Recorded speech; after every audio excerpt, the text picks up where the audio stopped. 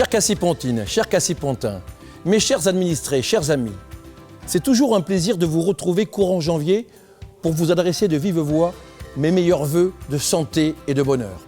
2022 est mort, vive 2023. Mais avant de plonger dans cette nouvelle année pleine d'incertitudes, permettez-moi de revenir sur les moments forts qui auront rythmé ces 12 derniers mois à Pont-du-Casse. Et si je devais ne retenir qu'une seule image, ce serait sans nul doute l'inauguration de notre voie verte en mai dernier. Une matinée placée sous le signe du partage et des émotions. Enfants, clubs sportifs, élus, personnalités, entrepreneurs, tous ont pu sillonner les 2,6 km du parcours en toute tranquillité, en toute sécurité. La suite immédiate, c'est la jonction vers Agen et les voies latérales du canal du Midi. C'est désormais à l'agglo et à la ville d'Agen de passer le Grand Braquet. Puis viendra l'heure de relier Bajamont. L'année 2022 fut riche en travaux. Le plus marquant de tous reste évidemment la rénovation de la VC19, cette voie communale qui relie le cœur de ville au plateau de Darel et empruntée par plus de 400 000 véhicules par an. Sa réouverture, début décembre, après 18 mois d'études et de travaux, a sonné comme une délivrance. Financé exclusivement par la commune à hauteur de 1,2 million d'euros, ce méga chantier n'a pas eu d'impact sur la feuille d'impôt.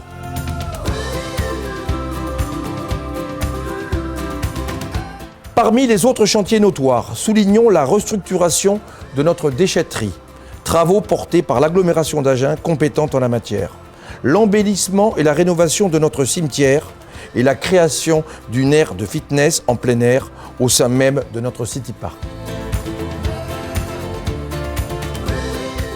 Au sortir d'une crise sanitaire sans précédent, notre cité a aussi renoué dans la gaieté avec ses premiers amours. Entre la fête du 14 juillet et son feu d'artifice XXL, les marchés gourmands estivaux, la fête locale et le marché de Noël, Pont-du-Casse a confirmé au grand jour sa réputation grandissante de ville festive, de ville où il fait bon vivre, tout simplement. Mille merci aux syndicats d'initiative qui ambiancent notre commune.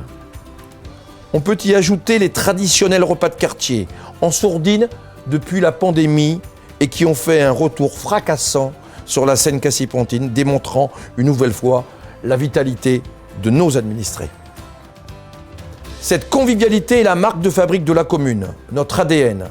La solidarité est également gravée dans nos actions municipales. L'accueil d'une famille ukrainienne, l'organisation du Forum de l'emploi, la Marche Rose, les chantiers citoyens, la mise en place du pass vélo témoignent une fois encore du bien fondé et de la pertinence de nos politiques sociales.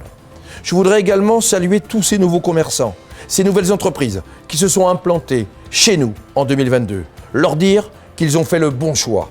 Merci pour votre confiance.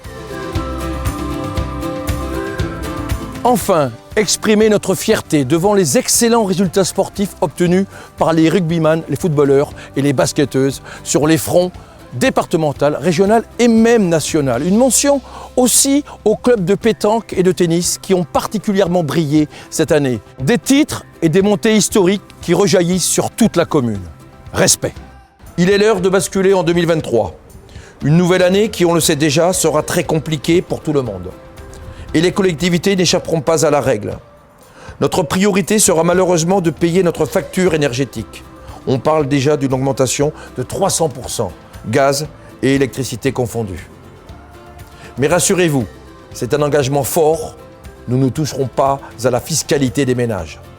Les taux communaux ne bougeront pas comme depuis 2004. Le versement mobilité et la TOM prélevée par l'agglo resteront également figés en 2023. Vous l'avez compris, le contexte sera contraint. Malgré tout, en s'appuyant sur une bonne gestion des deniers publics, notre ville poursuivra sa politique d'investissement. Parmi les chantiers à suivre, la suite et le prolongement de notre voie verte, la poursuite du plan décarbonation, relamping, couverture des cours de tennis, barnum, panneaux photovoltaïques sur les toits des ateliers municipaux, plan lumière, etc., etc. La restructuration de nos écoles et la livraison début avril d'un nouveau cabinet médical dédié à l'enfant et à la femme, donc situé en plein cœur de ville, en lieu et place de l'ancienne poste. C'est notre bébé à nous. Nous devrons également rénover la VC 201. C'est la route qui monte à la Candélie et qui donne depuis quelques mois des signes de faiblesse.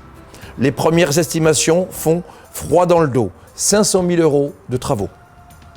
Sachez aussi que notre commune a officiellement candidaté auprès des services de l'État pour accueillir sur nos terres une brigade de gendarmerie de 15 militaires. Agen-Nord a toutes ses chances. Nous croisons vraiment les doigts pour Pont-Ducasse qui a présenté un solide dossier. Verdict définitif en mai prochain. Voilà dans les grandes lignes notre feuille de route pour 2023. Au nom de tous les élus qui m'accompagnent et qui m'entourent, et de tous les agents de la collectivité, je voudrais simplement vous souhaiter une magnifique année 2023, pleine de santé, de bonheur, de joie, d'audace, de douceur, d'amour et de paix. Mais d'autres que moi ont un message à vous faire passer. Nous, les enfants des écoles, on souhaite aux habitants de Pont-Ducasse une nouvelle année pleine de rêves et de surprises.